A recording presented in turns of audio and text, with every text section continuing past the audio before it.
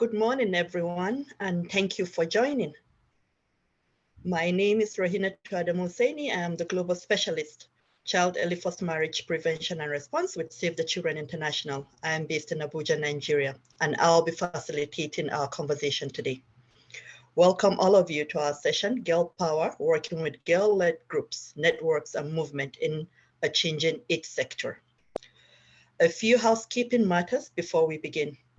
Please keep your microphones muted unless you're speaking. We invite you to ask questions and share reflections throughout the presentation and panel discussion using the Q&A feature at the bottom of the screen.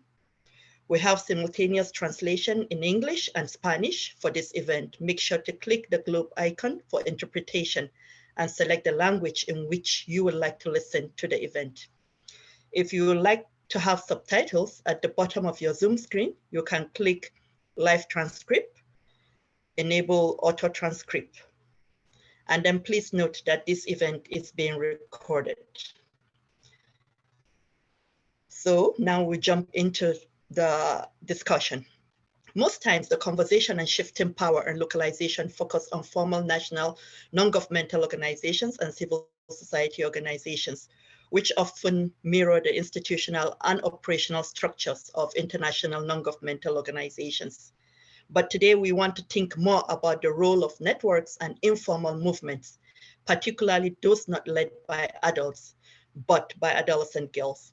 The goal for our breakout section today is to create a space for reflection on how all of us in the development ecosystem can better support girls and particularly get girl-led organization and movements. Girls are already making change in their communities and around the world, but they are up against so many barriers, both because of their gender and their age. For example, girls groups are less likely to be formally registered, which means they have less access to grants and partnership opportunities. And girls activists may encounter discrimination or stigma for speaking out, on top of all these risks of gender-based violence they face in their everyday life. But despite these barriers, we've seen many girls on the forefront of our world's most pressing issues, from the recent protest movement in Iran, which is very much led by teenage girls, to Malala and Greta, to so many other girls who are making huge impact in their communities, even if they are less visible on the global stage. We hope that you will leave this breakout session with a new frame of mind and be inspired to continue the conversation on how we can shift power to girl leaders and movements. We are excited to have a fabulous panel with us today, bringing different perspectives on where they sit in the ecosystem when it comes to supporting girl-led movement. I'll be speaking with them to provide some brief remarks before we move into a discussion, at which point I will welcome the audience to put their question for the panelists in the Q&A box.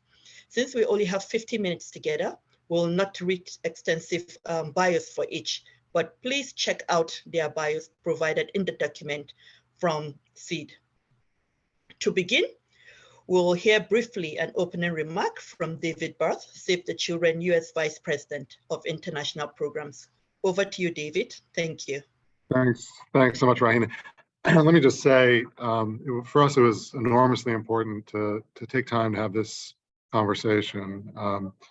We are very familiar with the fact that there has never been a social justice movement anywhere in the world that didn't prominently feature women and feminist organizations. So if we are talking and all the strategies we write and all the spaces we occupy about the change we want to see in the world, if we are not saying that has to be built around authentically empowered organizations led by women, you're destined to fail. So we're happy to talk about this body of work that we're proud of, but I think the real reason why we wanted to have this conversation is for everyone in the industry to understand that the paradigm that we've all used in the past, where yes, we want to elevate girls' voices within the confines of a particular project or a very narrow issue or a space, is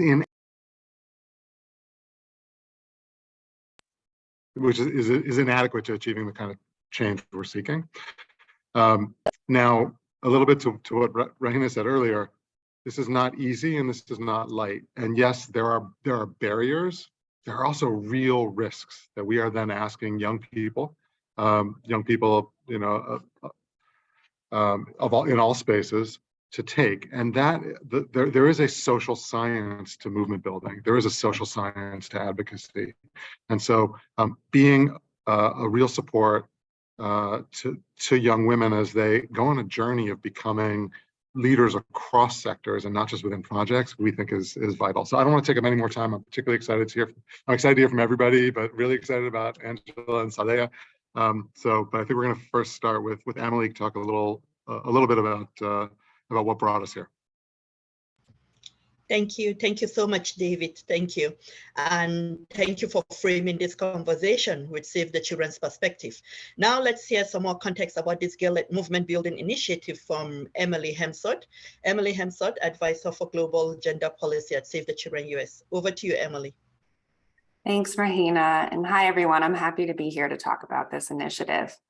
The Girl-led Movement Building Project came about after some reflection from those of us who work specifically on girls' leadership as part of Save the Children's broader child participation work.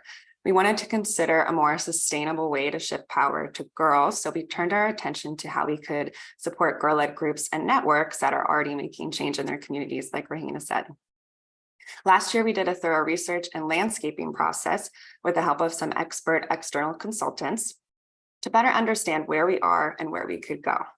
This process included a literature review on best practices for supporting girl-led groups, internal focus group discussions with our staff, external key informant interviews with NGO peers and feminist funds, and findings from a girl reference group, which was made up of girls and young women from diverse geographic locations and backgrounds, including Angela and Zadia on the call with us today. Some of the findings were not so surprising. For example, flexible and multi-year funding can be extremely valuable to girl-led groups. However, it can be logistically difficult for NGOs like Save the Children to formally resource or even just formally partner with girl-led groups because they often work in more informal ways, and they may not be set up to meet donor compliance standards that we need to follow. So we've already been looking at how we can adapt internal practices to overcome some of these kinds of barriers as part of our larger localization agenda. And we know many others in the sector are doing the same, including many of you probably on this call today. But we also learned during the first phase of the Girl-led Movement Building Project that there are many other ways that Save the Children could support girl-led groups, which we hadn't thought of before. For example, we can offer physical office space where girls can safely gather, or offer mental health and well-being support, as girls in our reference group cited this as a challenge they face in their activism journey. And we can be an ally to girl-led groups by facilitating access to policymakers and advocating for donors to be more girl-friendly in the ways that they fund. The landscaping process also allowed us to develop a new model for partnering with girl-led groups, which will pilot in 4 countries: Bolivia, Nigeria, Uganda, and Yemen. We'll be doing a mapping of girl-led groups in each country, identifying some groups who may want to partner with us, jointly creating a girl-friendly memorandum of understanding, which our girl reference group helped put together, and then co-designing and executing advocacy activities. Each of our country offices is taking a slightly different approach tailored to what will work well in their context, but all pilots will be guided by core principles that were developed by the girl reference group.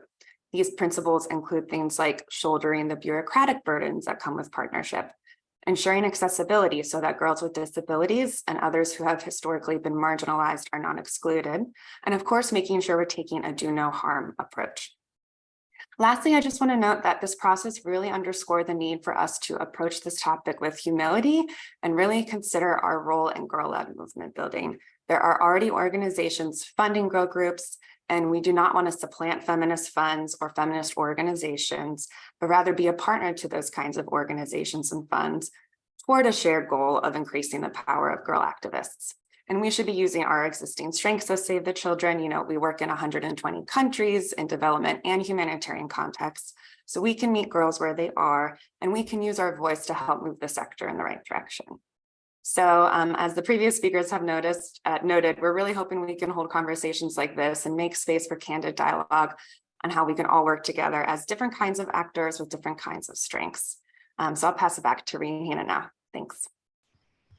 Thank you so much, Emily, for setting the scene for us and sharing the context of Save the Children's work on the topic of girl-led movement building. Just to remind participants that please remember to put your questions and we'll respond to them as part of the discussion later on. So please, if you have any question or any comments, remember to just slot it into the Q&A, please. And now to continue the conversation, we'll be hearing from Angela from Mexico, who participated in the girl-led movement building. Angela, can you tell us more about specifically why it matters to shift power to adolescent girls? Maybe you can also share a brief overview of your participation in the girl-led movement building project, your main takeaways from the project, and why it was important for you to take part in the project. Thank you, and over to you, Angela. Thank you, Rahina. First of all, good morning, everyone. I want to take this space given today in the honor to represent my country. To me, shifting power to adolescent girls means giving us a voice that a lot of time is taken away from us. Means trust and acknowledgement that we can be in power positions too. We're just as capable, strong, and important as adults. We also have good ideas that need to be taken in acquaintance. Shifting power to adolescent girls is important because we know the struggles we face day by day. We are the ones that get the impact of the policies that you make. Who's going to know more about the challenges of an adolescent girl than an adolescent girl itself? We are the generation of the day. We are the hope of this world. We are the people fighting for our rights and the rights of those who can be in these spaces. We don't speak for ourselves. We speak for our country, for our generation, and for a new world where we could be accepted as leaders. We are ready to take responsibilities to make big changes, but also we need commitment from people like those who are present today. Our words can be taken lightly.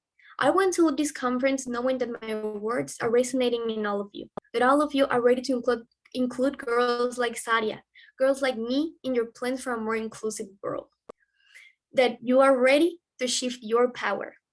For me, being part of the girl-led movement building project was a great experience. Being the voice of the girl in Mexico is my highest honor.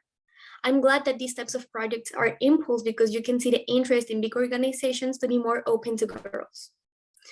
The main focus of this group was for Save Children to know how they can be more supportive on girl-led movements and how can they include us more in the organization, how to make us feel welcome, safe, and taken in acquaintance. I want to add that it was the first time I was paid for my work. I've been doing activism for 5 years. And of course, I don't do it for the money. But I got excited when I knew I was going to get paid for my job because I understood that my work has value. And all the girls' work have value. And it should always be compensated fairly. Thank you. Thank you so much, Angela. And I love how you said, if not girls, who knows their problem? And then that space for your voices. I really love how you put that. Thank you so much. And next, let's turn to Sadia, who also participated in the girl-led movement building project as a youth leader from Bangladesh. Sadia, can you tell us more about the barriers that girl-led organizations face? Sadia, over to you. Thank you so much. Good night, everyone, because in Bangladesh, it's 9:17 p.m. and good morning, or it's morning in US, as far I know. So the question was for me, what are the barriers to shifting power to girl-led movement? There are a lot of barriers to shifting power to girl-led movement. First is the mentality and norms of society. The society people think that girls can lead. Girls are born to always follow their commands. Second is limited access to education. In Bangladesh, we achieve at the primary levels, but not the higher levels. Third, discrimination and violence against girls are also very common. Girls face bullying and if teasing, girls are afraid to speak up. They're unaware about their rights. So who we are engaged in local, national, and international levels should help them so they can speak up, aware them about their rights, and help them to become a good leader. Thank you. Thank you so much, Sadia. And from the beginning of the conversation, we've talked about the risks girls like you face, and you've said it again now. So let's turn to a different perspective. Tubi, as the Director of International Programs of the Girls Opportunity Alliance, you work with the Obama Foundation your work with the Obama Foundation focuses on empowering community-based actors and girls specifically. Can you talk a bit about the importance of supporting grassroots organizations, movements, and networks, and how Girls Opportunity Alliance is focused on doing just that? Over to you. Yes, thank you so much, Rohini. And thank you to the Save the Children team and the Society for International Development for having me here today. Really excited to be in conversation with all of you on such an important topic. As Rohini said, my name is Tubi, and I am the Director of International Programs for the Girls Opportunity Alliance.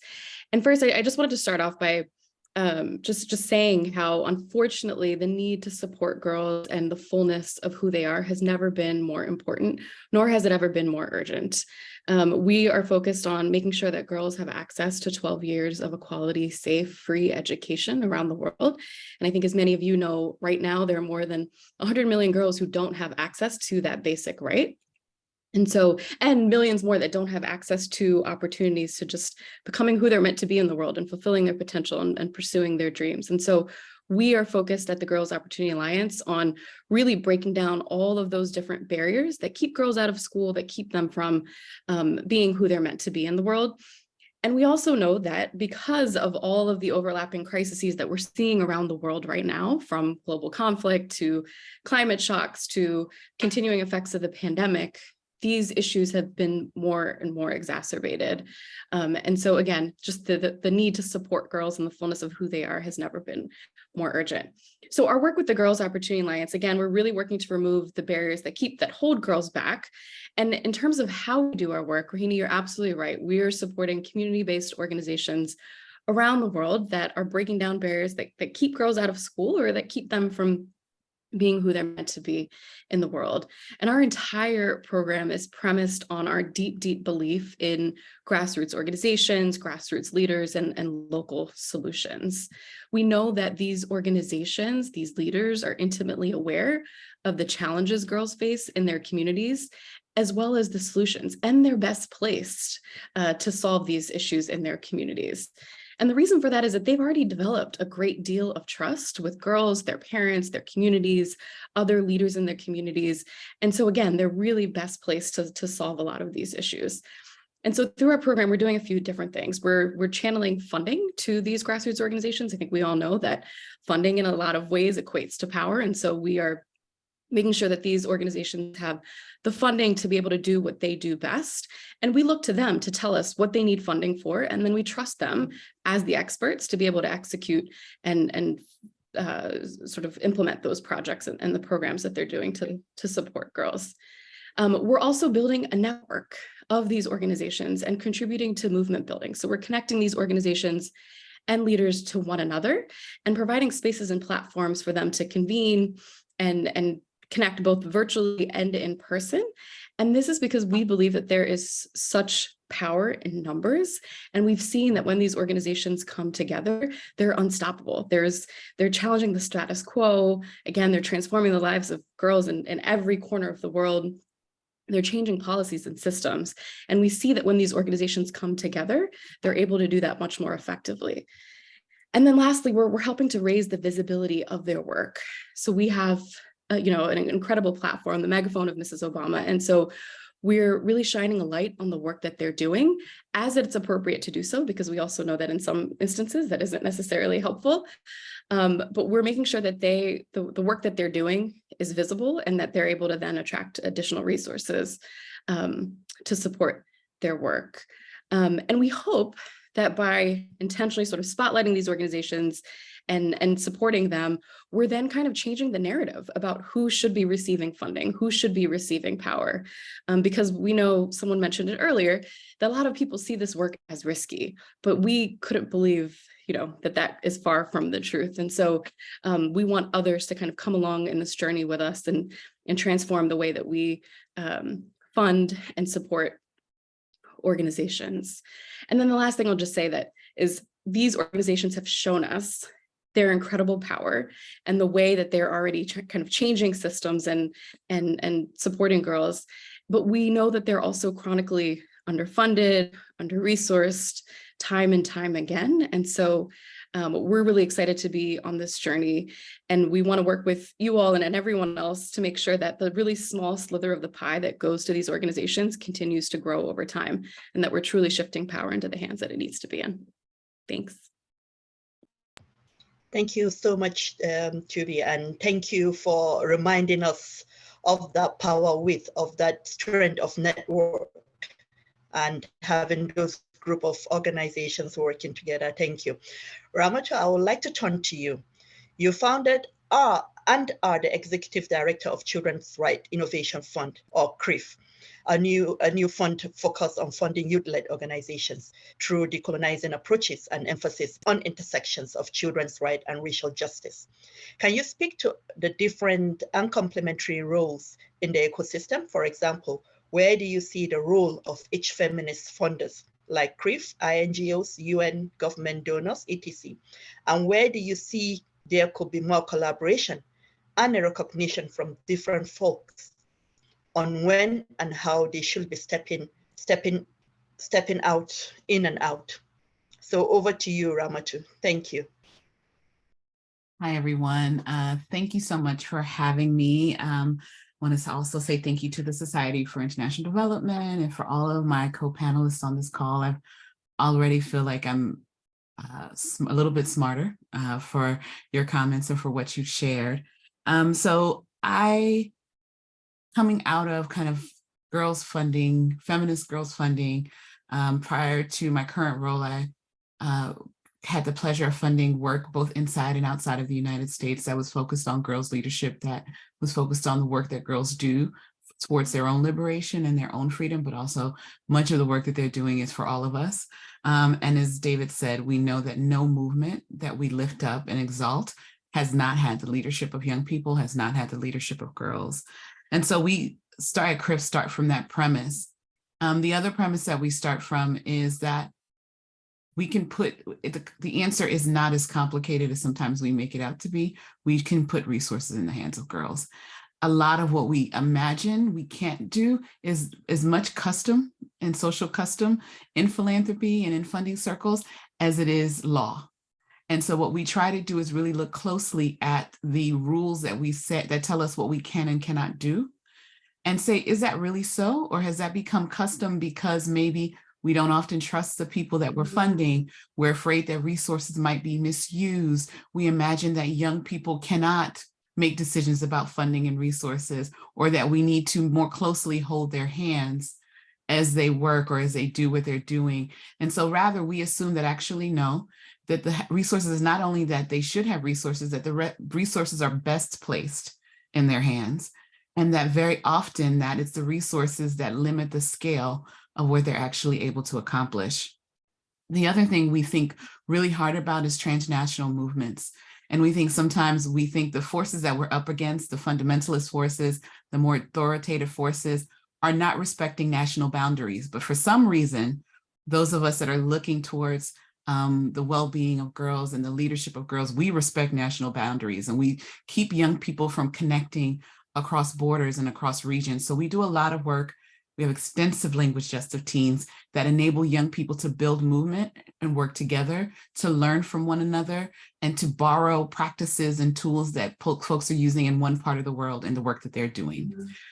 But the other thing that we think about in terms of the funding ecosystem, to your question, Rainatu, is that we think about pipelining and thinking about a robust funding ecosystem. And oftentimes what we're not doing as funders is talking to one another. I do a lot of work trying to bridge gaps between feminist funders, for example, and folks in the development space, folks that are thinking about children's rights in policy spaces, folks that are funding grassroots movements. And very rarely are we sitting at a table and thinking, when that young person comes to you for funding for the first time, and let's say you're able to pass funding on to them, what's their next stage of funding?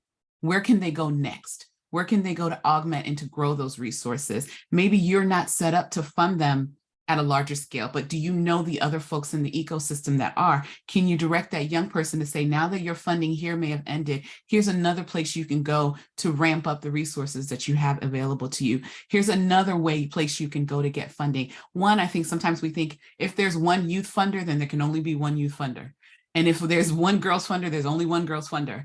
And then when that young person ages out, or maybe their work grows past that, then there's no place for them to go. And we lose a lot of momentum and movements because there's not a diverse pool of funding. And we all have our restrictions. None of the money that we get to distribute to youth and young movements comes without strings. But we all, if we look across the ecosystem, we can figure out, well, I can leverage this, you can leverage that. Maybe I can fund groups at a larger scale, you can fund them when they're smaller. Maybe you can provide funding for capacity building. Maybe you can provide funding for office space. But oftentimes as funders, we're thinking about our individual institutions and not thinking about the ecosystem that would strengthen a real movement, which is not just about people knowing each other, which is really, really important, but it's also being able to access resources at different levels of your work, at different stages of what you're doing. And so I'd love for funders I don't think young people need to do anything more. I think they've been telling us over and over again what they need. On us to sit down and figure out, where are the gaps in our system? Where can we diversify funding so that young people can access resources in substantive ways from diverse places at various stages of their work? And I think that's kind of the challenge that we have as sectors, as places that say we're committed to the liberation of our communities, and understand that young people's leadership is critical to that. So thank you very much for your time. Thank you. Thank you so much, Ramatu. And I'm glad you've said we don't need much from those young people. They've shown us they can do it. They've been showing how capable they are. We just need to understand at that level and give them that space. Thank you. Now with the framing from our speakers, let's see what questions the audience has on our panelists may have for each other. Please, as much as possible, panelists, keep your response to 90 seconds or less if you can, so that we can try to answer all of the questions if time allows. So I think I will throw this question to all of you panelists. I want to just pick your brain on it. What would fully locally led development look like to you? What are the issues that are at the front of your mind for that comes to your mind or to your peers? This could be around localization, movement building, or thematic areas of work. Anything that comes to your mind when you think about locally led development, what would it look like to you? I think anyone can feel free to start. I'm throwing this out to all of you.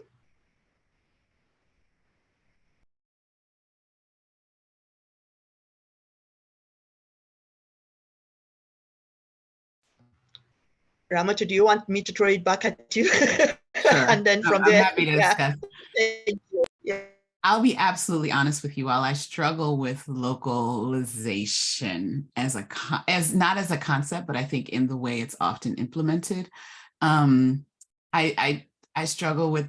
I do absolutely believe in the idea that those closest to the work and the problem should have access to resources to do their work, and that's where also decision making should be.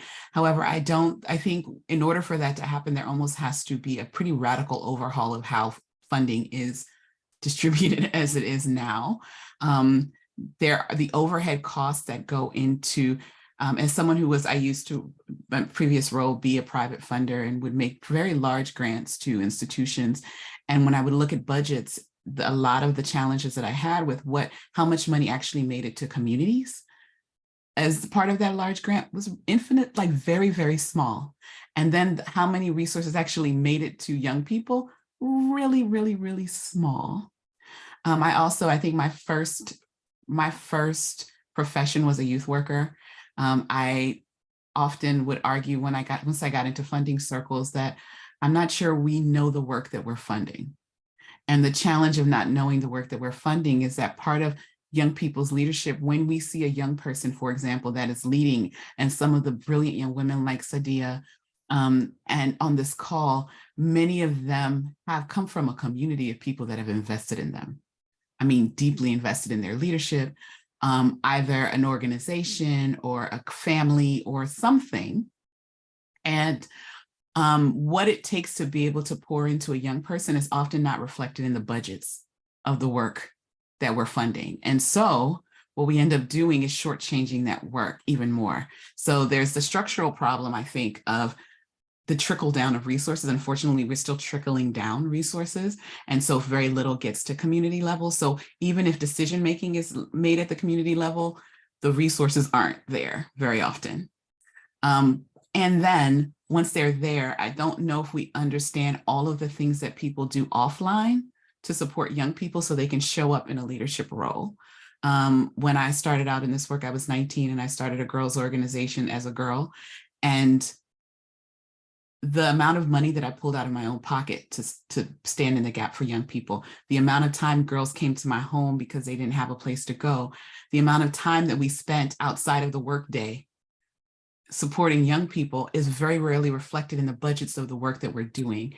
And so we're not funding the supports that young people truly need to be able to show up in the spaces that they need to show up in.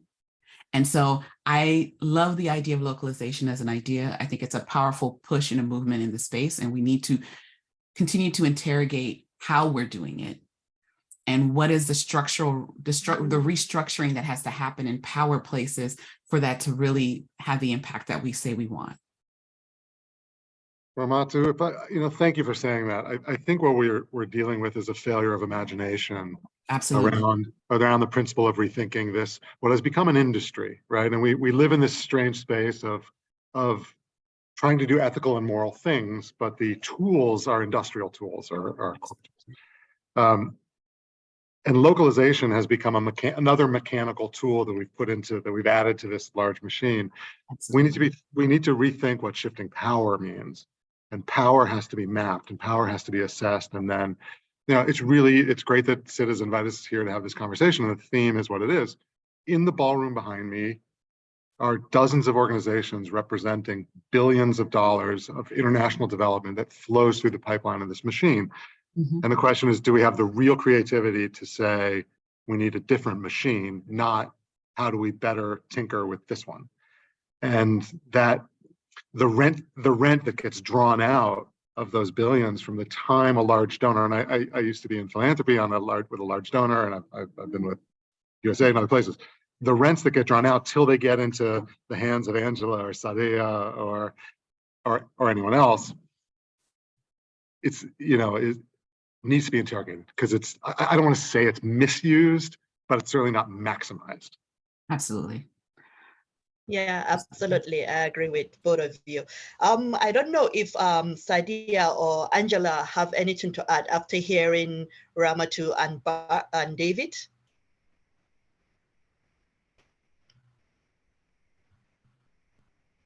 Okay. Yeah, so maybe I would just ask Sadia maybe to talk about what is your vision for your work, your movement, your organization? What do you see as a vision of what you've been doing? What comes to your mind? So over to you, Sadia. Thank you so much. The question was, what is your vision of your work, your movement, and your organization? I can speak up about girls' rights on different platforms. I work at local, national, international levels about girls' rights. I worked with countless girls who didn't get their rights. I worked with girls in my district in Rajbari to establish girls' rights, and I also worked in national level to establish the girls' right in my country. And now I'm working with you guys to establish the girls' right in the world. And me and my team NCT of Rajbari, and me and my team NCT of Rajbari try to identify the problems of girls and children, and present those to government officials targeting to resolve our issue. We also place our recommendation to the policymakers from time to time. My work with most disadvantaged children, including children of sex workers. At community and national level, brought positive changes to implement their rights, protection, and reproductive health. I want to establish girls' rights in my society. Try to connect myself and work with like-minded organizations such as Save the Children and Girl Lead Movement, etc., aimed at building for the empowerment for girls and society safe for children and girls. Thank you. Thank you so much, Sadia. Such a beautiful vision. Coming back to you, Angela, what do development organizations, including international, national, and local organizations, need to know about supporting girl-led movements? We've had David, we've had Ramatu, we've had Tubi talk about their work and our work around girl-led movement. But what do you think? How do you think we can support this movement more? Over to you, Angela.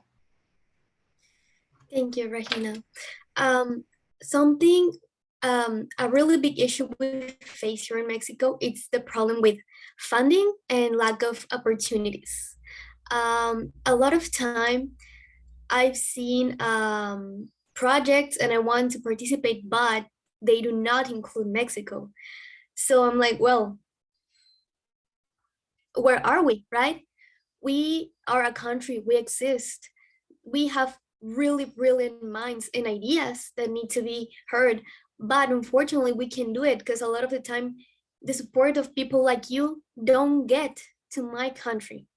And I've always talked about how I am the voice of the girls in Mexico, but of course I can know what other girls are living. For example, girls in indigenous communities, I can talk of what I know, but I don't live but they live, right?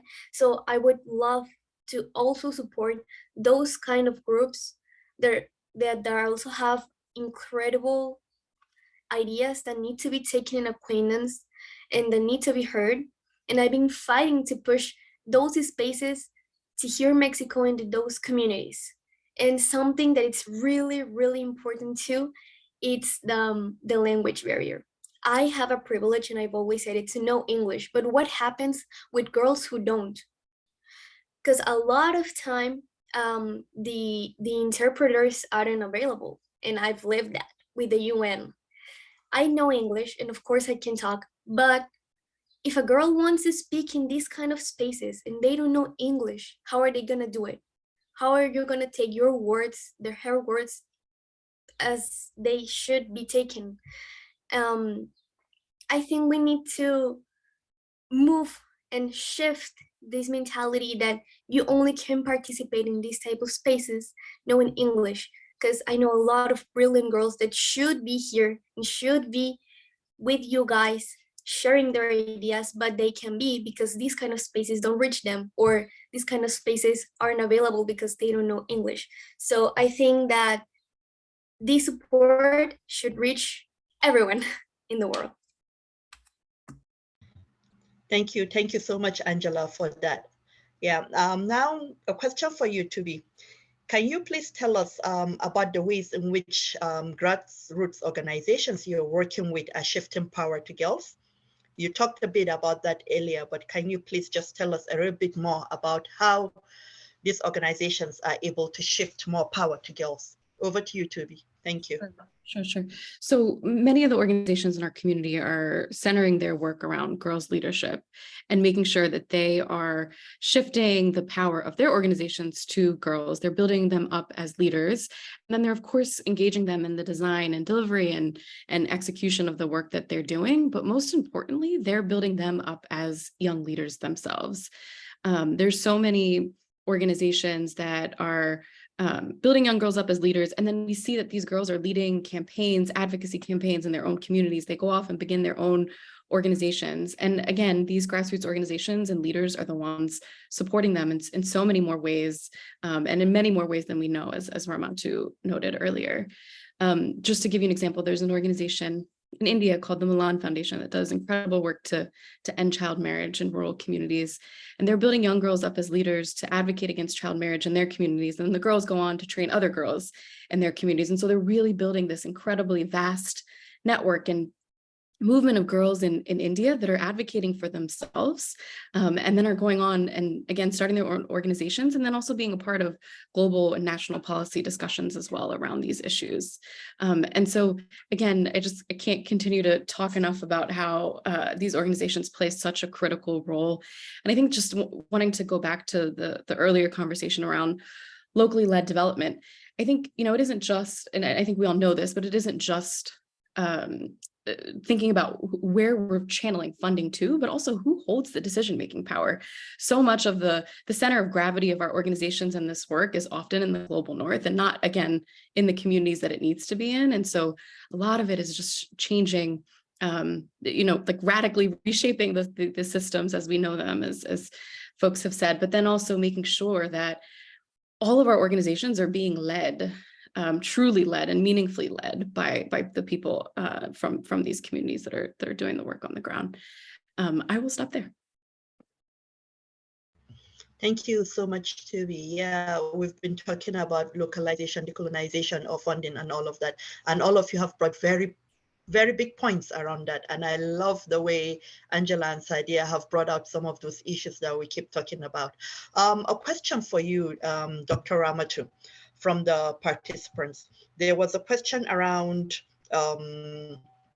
what you suggested about the suggestion around philanthropies direct and connecting young leaders with additional funders in order to maintain longer term funding. Have you seen that modeled in any organization?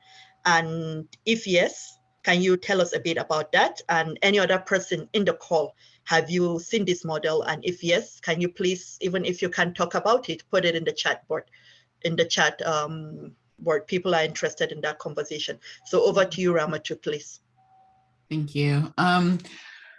I don't think I've seen it in a sustained way. I've seen pockets of it. So where I've seen it successful has been, I think, in the adolescent girls' rights funding space. So as I shared in my previous role, one of the things that we did was as a private funder, fund a lot of regional funds, thematic funds, so women's funds, but funds that are focused on Indigenous rights, funds that are regionally focused, in order to build out their capacity to fund adolescent girls' rights.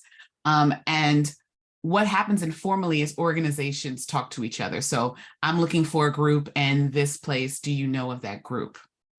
And that it tends to happen more at that kind of, I'd say, more horizontally than vertically. So what we haven't seen, I think, unfortunately, is the work that says, wow, I really know this organization really well, and they have been working for a couple of years now and they're getting stronger. I think they'd be a really good candidate for your funding now that they're bigger. And I haven't seen that done in a sustained way, unfortunately. It is done informally, quite informally. Like when I would fund groups, I was always looking out for like who could fund them next. Who could possibly invite them to a convening and help them network so that they could access other funding. I think it's done very much informally, but unfortunately what that does, to Angela's point, is it locks out certain people. So if you're not speaking English and you can't navigate spaces, or you don't have someone to sponsor you to go to a conference to give you a platform to speak, and that there's not interpretation at that conference so that then you can speak, you're often locked out of that. I think I've seen it a little bit more in some of the sexual reproductive health rights spaces. I actually think I hold up Mexico, especially around abortion rights access, as being a really strong network of folks. That community does a really good job of supporting some of their younger organizations and having them really kind of be in space and take up space so that they can catch the attention of funders so that they can get additional funding. But I think that's probably one space I've seen it done well. And I feel like, to be honest with you, the Mexican feminists I've been able to work with do a really good job of that. They're constantly naming these same youth organizations and making sure those folks are in spaces. I think the challenge of that, then it leaves it to the folks in power to find you, rather than having there be more avenues that youth organizations can find funding. So I think that's probably one thing that's needed. I'll stop there, but I think there's a promising in private philanthropy, which is a very weird place to me. I'm still, as someone who works in that, I find it a bit strange. But in private philanthropy, it is still very much a kind of very inward looking club of folks that know each other. So I do think there needs to be more work of making these processes more transparent. I think there's a lot of promise in some of the women's funds. Yeah. Yeah. Thank you. Thank you so much, Dr. Ramtu, for that response. And yes, it's quite an interesting model, and I hope it's something that we can look into and see how we can provide those opportunities for girl-led movement. Giving them that opportunity and giving them that voice will be fantastic. Just maybe to hear more from Angela and Sadia, if there is anything they would like to add, heard from other panelists. Is there any last minute discussion? So open to Sadia and Angela.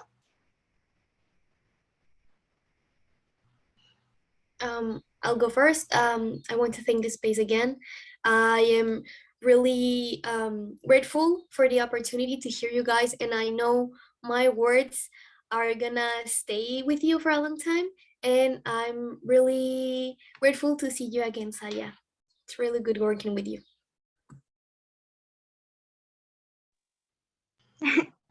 Yeah, Thank you anything so you much. want to say to us?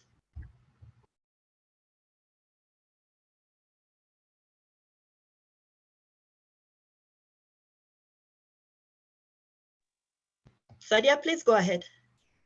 Oh, thank you. Again, I'm really happy to meet all of you together. Angela, I was really close with you when we were working together. Again, we meet each other from this GLMV. It was a huge opportunity for me. I always said that my life big opportunity to work with like globally. I always work in nationally or district wise, locally, but globally work is my first experience in my life that give me Save the Children and also GLMB. From that I can work and I can have lots of friends. I can share my opinions, and I also get lots of ideas to work with girls. And I right now I'm thinking to work in like I always think that I will make my district in my country very good about girls' rights and make it bigger. But now I'm thinking about the world. Then I know about that not only Bangladesh that suffer, but lots of countries are suffering. There's lots of leaders that we are working together. I really want to focus more, look forward more to work more with everyone. And I hope that inshallah we'll meet face to face one day and we all will work together and share our opinions, ideas. This will be our again a huge opportunity. Thank you. Thank you. Thank you so much, Sadia and Angela, and all to panelists for joining us today and speaking about this very important issue. Thank you all for joining us today, and it was a pleasure speaking to all of you and hearing from all of you. Thank you very much. Thank you.